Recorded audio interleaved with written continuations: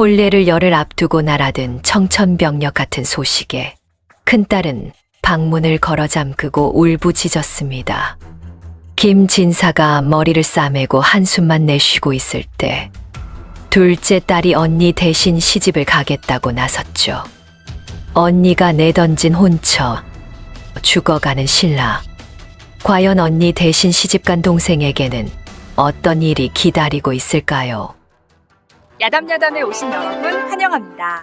구독과 좋아요를 꼭 눌러주시면 복을 보내드려요. 그럼 이야기 시작합니다. 정조 12년 한양 북촌. 봄바람이 살랑이는 어느 오후, 김진사댁 안채에서는 두 자매의 웃음소리가 새어나오고 있었습니다. 큰딸 연화는 19, 작은딸 소화는 17. 두 자매는 한 배에서 낳건만 그 성정이 하늘과 땅만큼이나 달랐지요. 언니 연화는 눈이 높았습니다. 거울 앞에 앉으면 반시진을 훌쩍 넘기고 비단 치마가 조금이라도 구겨지면 몸종에게 호통을 쳤습니다. 오늘도 연화는 청동 거울 앞에서 연지를 고르고 있었지요. 붉은 연지, 분홍 연지. 그녀의 눈썹이 까딱거렸습니다. 이건 너무 촌스럽고 이건 너무 연하고. 몸종 마귀가 조심스럽게 물었습니다. 아가씨, 그냥 어제 바르신 것으로 하시면. 시끄러워. 연화가 연지 접시를 탁 내려놓았습니다. 쨍그랑 소리와 함께 접시 하나가 바닥에 떨어져 깨졌지요. 내가 뭘 안다고 참견이야? 나 같은 미색이면 정승판서. 댁 도련님께 시집가도 모자람이 없거늘. 마귀는 고개를 푹 숙인 채 깨진 접시 조각을 주었습니다. 손가락에 피가 맺혔지만 아프다는 말은 입 밖에 내지 못했지요. 반면 동생 소화는 마음이 고왔습니다. 소화는 어머니를 도와 바느질을 하고 부엌에서 상 차리는 것을 거들었지요. 힘든 일도 마다하지 않았고 누구에게나 다정하게 대했습니다. 부엌 일을 돕는 소화를 보고 어머니 정씨가 혀를 끌끌 찼습니다. 소화야, 너는 왜 맨날 이런 일을 하니? 어멈을 시키면 될 것을. 하지만 그 목소리에는 꾸짖음보다 안쓰러움이 더 많이 묻어 있었지요. 소화의 눈이 반달처럼 휘어지며 방긋 웃었습니다. 어머니, 제가 좋아서 하는 거예요. 정 씨는 한숨을 쉬었습니다.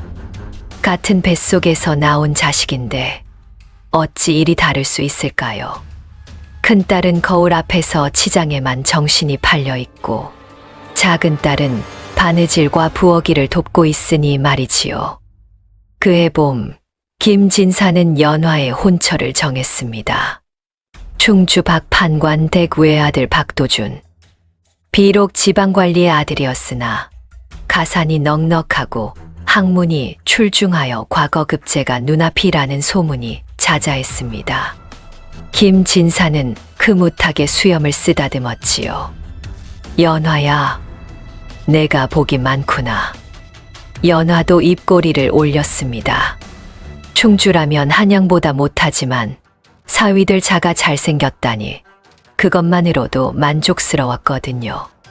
그런데 혼례를 열흘 앞둔 어느 날이었습니다. 김진사댁 대문 앞에 땀에 절은 사내가 나타났습니다. 충주에서 밤새 달려온 하인이었지요.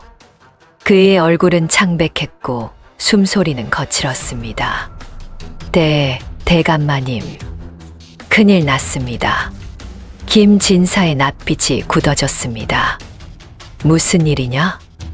하인이 그 자리에 털썩 무릎을 꿇었습니다. 그리고 떨리는 목소리로 말했지요. 도련님이 괴질에 걸려 누우셨습니다. 의원도 손을 쓸 수 없다 하옵니다. 시간이 멈춘 것 같았습니다. 김진사의 손에서 부채가 떨어졌습니다. 달그락 소리가 고요한 사랑채에 울려 퍼졌지요. 소식을 들은 연화의 얼굴은 순식간에 창백해졌습니다. 하지만 그 창백함은 슬픔이 아니었습니다. 뭐라고요? 연화의 손이 부들부들 떨렸습니다. 치마끈을 움켜쥔 손가락 마디가 하얗게 질렸지요. 괴질이라니. 그럼 나도 웃는 거 아니에요. 어머니 정씨가 한숨을 쉬었습니다. 연화야, 그래도 혼약을 맺은 사이인데. 싫어요. 연화가 소리쳤습니다. 그 목소리는 날카로웠고 눈에는 공포와 혐오가 뒤섞여 있었습니다. 죽어가는 사람한테 시집가라고요. 과부 만들려고요. 저는 절대로 안 가요. 연화는 방으로 뛰어들어가 문을 걸어 잠갔습니다. 쾅, 문이 닫히는 소리가 집안 전체에 울렸지요. 안에서 흐느끼는 소리가 새어나왔지만 그것은 신랑을 걱정하는 눈물이 아니었습니다. 자신의 신세를 한탄하는 울음이었지요.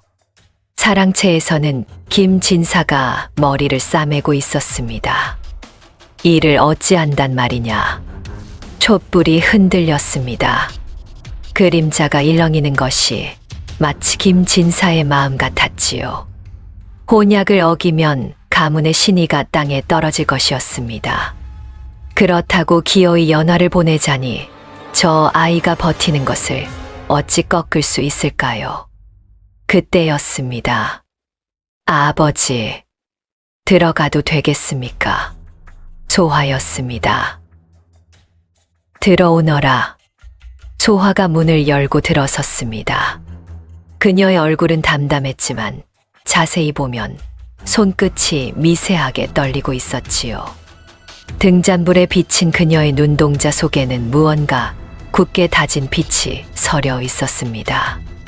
소화가 아버지 앞에 무릎을 꿇었습니다. 치마폭을 가지런히 펴고 두 손을 모았지요. 고개를 숙이자 댕기 머리가 흘러내렸습니다. 제가 언니 대신 가겠습니다. 김진사의 눈이 휘둥그레졌습니다. 입이 떡 벌어졌지요. 뭐라고? 소화가 고개를 들었을 때 그 눈에는 두려움이 있었습니다. 하지만 그 두려움 위로 무언가 다짐한 결의가 보였지요. 박도련님이 정령 유명을 달리하신다면 그건 하늘의 뜻이겠지요. 하지만 그 집과의 혼약을 깰 순 없잖아요. 김진사의 입술이 파르르 떨렸습니다. 소화야, 너는 무섭지 않느냐? 괴질에 옮을 수도 있고 과부가 될 수도 있는데. 소화는 고요하게 미소 지었습니다. 그것은 슬픈 미소였지만 그 안에는 이상하리만치 평온한 빛이 서려 있었지요. 무섭습니다, 아버지. 다리가 후들거려서 금방이라도 주저앉을 것 같아요. 소화가 치마 위에 놓인 자신의 손을 내려다봤습니다. 그렇지만 누군가는 가야 하잖아요. 언니가 못 가시겠다면 제가 가는 게 맞지요. 김진사의 눈에 눈물이 고였습니다. 이 아이가 이토록 기특한 아이였던가. 김진사가 딸의 손을 잡았습니다. 거칠고 투박한 아비의 손이 가냘프고 여린 딸의 손을 감쌌지요. 고맙다, 소화야. 정말 고맙다. 소화가 방긋 웃었습니다. 눈물이 볼을 타고 흘러내렸지만 그녀는 웃고 있었지요. 이튿날 새벽 가마가 준비되었습니다. 소화는 짐을 꾸리며 어머니 정씨와 마주 앉았습니다. 정씨의 눈은 밤새 운 탓에 퉁퉁 부어 있었지요. 소화야, 정말 괜찮겠니? 소화가 어머니의 손을 잡았습니다. 따뜻하고 부드러운 손이었지요. 예, 어머니 걱정 마세요. 정씨가 울음을 터뜨렸습니다. 소화가 어머니를 안아드렸습니다. 등을 토닥이며 나지막이 말했지요. 어머니, 저 잘 살게요. 그러니까 건강하게 계세요. 제가 좋은 소식 보낼게요. 대문을 나서는데 연화가 방문을 열고 나왔습니다. 소화가 걸음을 멈췄지요. 두 자매의 눈이 마주치자 연화의 얼굴에는 복잡한 감정이 스쳐 지나갔습니다. 미안함, 안도감, 그리고 죄책감. 소화가 미소 지으며 말했습니다. 언니, 행복하세요. 꼭 좋은 사람 만나세요. 연화의 눈이 흔들렸습니다. 무언가 말하려다가 입을 다물었습니다. 그리고 고개를 돌렸지요. 소화는 더 이상 기다리지 않고 가마에 올랐습니다. 충주로 가는 길은 멀고도 험했습니다. 소화는 흔들리는 가마 안에서 손을 꼭 쥐고 있었습니다. 손바닥에 손톱 자국이 파일 만큼 온 힘을 다해 쥐고 있었지요. 괜찮아. 괜찮아. 내가 가면 아버지 체면도 세워드리고 언니는 더 좋은 혼처를 만날 수 있어. 하지만 마음 한구석에서는 두려움이 밀려왔습니다. 죽어가는 사람이라고 했지요. 얼굴은 얼마나 흉할까요? 소화는 고개를 저었습니다. 그런 생각을 하는 자신이 부끄러웠거든요. 충주 밖 판관댁에 도착했을 때 해가 뉘엿뉘엿 지고 있었습니다. 붉은 노을이 하늘을 물들이고 기와장 위로는 까마귀 떼가 날아갔습니다. 불길한 느낌이었지요. 대문 앞에서 소화를 맞이한 것은 장례식장 같은 분위기였습니다. 하인들은 울먹이며 발을 동동 굴렀고 마당에는 양 냄새가 진동했습니다. 어디선가 울음소리가 들려오는 것 같기도 했지요. 시어머니 될 최 씨가 대문 앞에 서 있었습니다. 눈이 퉁퉁 부어 있었고 얼굴은 며칠을 못 주무신 것처럼 초췌했지요. 아이고, 이게 무슨 일이람. 죽어가는 사위한테 생면부지 딸을 보내시다니. 시어머니 최 씨는 소화를 보자마자 눈물을 쏟았습니다. 그것은 슬픔이 아니었습니다. 미안함이었지요. 아가, 원망해도 좋다. 우리 집안이 내 인생을 망쳤구나. 소화가 가마에서 내려 무릎을 꿇었습니다. 그리고 공손히 절을 올리며 조용히 말했지요. 어머님, 원망 같은 건 없습니다. 도련님 계신 곳으로 안내해 주세요. 최 씨의 눈이 커졌습니다. 뭐라고? 제가 간호하겠습니다. 방문을 열었을 때 소화는 숨을 멈췄습니다. 이불 위에 누운 사내는, 아니, 이 사람을 사내라고 부를 수 있을까요? 핏기 없는 얼굴, 푹 꺼진 눈두덩, 갈라진 입술 사이로 새어나오는 거친 숨소리. 몸 전체에서는 땀 냄새와 약 냄새가 뒤섞여 풍겼습니다. 이분이 내 서방이 될 분이구나. 소화의 눈에 눈물이 고였습니다. 하지만 그것은 자신을 위한 눈물이 아니었습니다. 얼마나 고통스러우셨을까. 소화는 사내의 곁으로 다가갔습니다. 떨리는 손으로 마른 수건을 들어 그의 이마에 맺힌 땀을 닦아주었지요. 도련님, 저는 소화예요. 오늘부터 곁에 있을게요. 물론 대답은 없었습니다. 사내는 의식조차 없었으니까요. 그날부터 소화의 고된 간병이 시작되었습니다. 소화는 새벽 달기 울기 전에 일어나 약탕기를 올렸습니다. 아침이면 미음을 끓여 사내의 입에 넣어 주었습니다. 미음을 겨우 절반만 넘겼지만 그 절반이 소화에게는 희망이었지요. 낮에는 땀에 젖은 이불을 갈고 몸을 닦아주었습니다. 민망함 따위는 이미 사라진 지 오래였지요. 밤이면 곁에 앉아 열이 오를 때마다 찬 수건을 올렸습니다. 잠은 제대로 자지 못했지요. 하인들이 수군거렸습니다. 저 색시가 미쳤나? 죽어가는 사람한테 왜 저러지? 한양에서 왔다더니 참 별난 아가씨로구먼. 하지만 소화는 아랑곳하지 않았습니다. 아니, 들을 겨를 조차 없었지요. 소화의 얼굴은 반쪽이 되었습니다. 볼은 쏙 들어갔고 눈 밑에는 짙은 그늘이 졌습니다.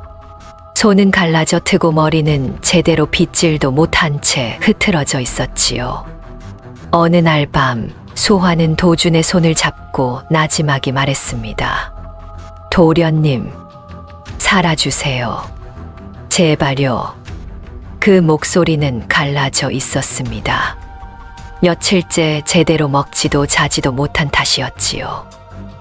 저는 도련님이 어떤 분인지도 몰라요. 그런데 소화의 눈에서 눈물이 뚝뚝 떨어졌습니다. 그런데 이상하게 도련님이 떠나시면 안 될 것 같아요. 아직 한 번도 눈을 마주친 적 없는데 왜 이렇게 가슴이 아픈 걸까요? 보름이 지났습니다. 그날도 소화는 도준의 곁을 지키고 있었습니다. 밤새 잠을 설친 탓에 눈이 천근만근이었지요. 지친 몸을 이기지 못하고 그의 손을 잡은 채 꾸벅꾸벅 졸고 있었습니다. 그런데 그때 도준의 손가락이 움직였습니다. 처음엔 소화도 몰랐습니다. 하지만 다시 한번 그의 손가락이 소화의 손을 가볍게 쥐었지요. 소화가 번쩍 눈을 떴습니다. 도련님? 박도준의 눈꺼풀이 파르르 떨렸습니다. 그리고 천천히, 아주 천천히 눈이 떠졌지요. 여기가 어디? 그 목소리는 모래를 삼킨 듯 거칠었습니다. 보름 동안 쓰지 않은 성대가 삐걱거리는 소리였지요. 하지만 소화의 귀에는 세상에서 가장 아름다운 소리로 들렸습니다. 도련님, 깨어나셨어요. 소화의 눈에서 기쁨의 눈물이 쏟아졌습니다. 어머님, 어머님. 소화의 외침에 온 집안이 발칵 뒤집어졌습니다. 최 씨와 가족들이 달려왔고 의원이 급히 불려왔지요. 의원이 도준의 맥을 한참 짚더니 고개를 끄덕였습니다. 열이 내렸습니다. 이제 살 수 있을 것 같습니다. 최 씨가 그 자리에서 주저앉아 통곡했습니다. 아이고, 아이고, 하늘이 무심치 않으셨구나. 아가야, 고맙다. 내가 내 아들을 살렸구나. 소화는 울면서 웃었습니다. 코가 빨개지고 눈이 퉁퉁 부어 얼굴이 엉망이 되었지만 그녀는 웃고 있었지요. 다행이에요. 정말 다행이에요. 도준이 완전히 정신을 차린 것은 사흘 후였습니다. 그는 희미한 눈으로 주변을 둘러봤습니다. 자신의 방이었지요. 하지만 곁에는 낯선 여인이 앉아 잠들어 있었습니다. 이 사람은 누구지? 도준은 여인의 얼굴을 가만히 살폈습니다. 얼굴은 수척했고 눈 밑에는 짙은 그늘이 져 있었습니다. 입술은 터 갈라져 있었고 머리는 흐트러져 있었지요. 옷자락에는 약물 자국이 여기저기 묻어 있었습니다. 그런데 이상했습니다. 그 초췌한 모습이 왜 이리 아름다워 보이는 걸까요? 그때 어머니 최 씨가 들어왔습니다. 도준아, 깨어났구나. 어머니, 이분은 누구십니까? 최 씨의 눈가가 붉어졌습니다. 내 아내다. 최 씨가 모든 사정을 설명했습니다. 원래 정혼했던 연화가 오지 않고 그 동생 소화가 대신 왔다는 것. 그리고 이 며느리가 보름 동안 밤낮으로 자신을 간호했다는 것까지. 도준의 눈이 커졌습니다. 그럼 이분이 저를 살린 겁니까? 그렇다, 얘야. 의원도 손을 놓았는데 이 아이만 포기하지 않았다. 도주는 다시 소화를 바라봤습니다. 잠든 그녀의 손에는 아직도 물수건이 쥐어져 있었습니다. 이 사람은 날 모르면서 날 살리려고 이 고생을. 도준의 눈시울이 뜨거워졌습니다. 눈물이 볼을 타고 흘러내렸지요. 그때 소화가 눈을 떴습니다. 그리고 도준의 눈물을 보았지요. 도련님, 왜 우세요? 어디 아프세요? 제가 의원을. 도준이 소화의 손을 잡았습니다. 처음으로 의식이 있는 상태에서 잡은 손이었습니다. 고맙습니다. 그 한마디에 소화의 눈에도 눈물이 고였습니다. 도준이 완쾌한 것은 2달 후였습니다. 그 사이 소화는 계속 곁을 지켰습니다. 도준이 걸음 연습을 할 때면 부축해 주었고, 밥맛이 없을 땐 입맛 당기는 음식을 만들어 왔지요. 두 사람은 자연스럽게 가까워졌습니다. 도준은 알게 되었습니다. 소화가 웃을 때 눈이 반달처럼 휜다는 것. 부끄러우면 귀가 빨개진다는 것. 거짓말을 못해서 숨기고 싶은 게 있으면 고개를 푹 숙인다는 것을요. 그리고 소화도 알게 되었습니다. 도준의 눈이 얼마나 깊은지, 그의 목소리가 얼마나 따뜻한지, 책을 읽을 때 미간을 찌푸리는 버릇이 있다는 것, 웃을 때 왼쪽 볼에 보조개가 패인다는 것을 말이죠. 어느 날 달빛이 두 사람을 비추는 밤, 마당에서 도준이 진심이 가득 담긴 목소리로 소화에게 말했습니다. 낭자, 당신을 좋아합니다. 소화의 얼굴이 순식간에 붉어져 귀끝까지 빨개졌습니다. 입술을 달싹거렸지만 제대로 된 말이 나오지 않았지요. 도준은 한 걸음 다가서며 혼례를 올리자고 말했습니다. 이번에는 제대로 그녀를 자신의 아내로 맞이하고 싶다고 말이지요. 소화의 눈에서 눈물이 흘러내렸습니다. 가슴 깊은 곳에서 솟아오르는 기쁨의 눈물이었지요. 소화는 고개를 끄덕였습니다. 달빛 아래 두 사람의 그림자가 하나로 겹쳐졌습니다. 혼례식은 소박하지만 따뜻하게 치러졌습니다. 소화는 연지곤지를 찍고 족두리를 쓰고 화롯을 입었습니다. 거울에 비친 자신의 모습이 낯설었지요. 이게 나구나. 도주는 사모관대를 갖추고 대청에서 소화를 기다렸습니다. 그녀가 들어오는 순간 그의 심장이 쿵쾅쿵쾅 뛰었습니다. 아름답다. 세상에서 가장 아름다운 사람이야. 두 사람은 맞절을 올렸고 그렇게 부부가 되었습니다. 그로부터 3년 후 박도주는 과거에 장원급제하여 홍문관 부제학이 되었습니다. 충주의 작은 관리 집안은 어느새 한양의 명문가로 이름을 떨쳤지요. 사람들은 이야기했습니다. 박 부제학 대감 죽다 살아나더니 출세가 대단하구먼. 뒤에 현명한 부인이 있다지 않나. 부인 복이 대단하신 거야. 소화는 두 아들의 어머니가 되었습니다. 첫째 도윤이는 아버지를 닮아 영특했고 둘째 도현이는 어머니를 닮아 마음씨가 고왔지요. 도주는 아내를 끔찍이 아꼈습니다. 바쁜 와중에도 저녁이면 꼭 집에 들어와 아내와 아이들과 시간을 보냈지요. 소화는 행복했습니다. 이런 행복이 자신에게 올 줄은 몰랐지요. 어느 날 소화는 한양의 저작거리에서 낯익은 얼굴을 보았습니다. 허름한 옷을 입은 여인이 채소를 팔고 있었습니다. 얼굴은 수척했고 손은 거칠었지요. 언니, 연화였습니다. 예전에는 거울 앞에서 연지를 고르느라 반 시즌을 보내던 그 얼굴이 지금은 햇볕에 그을리고 주름이 잡혀 있었지요.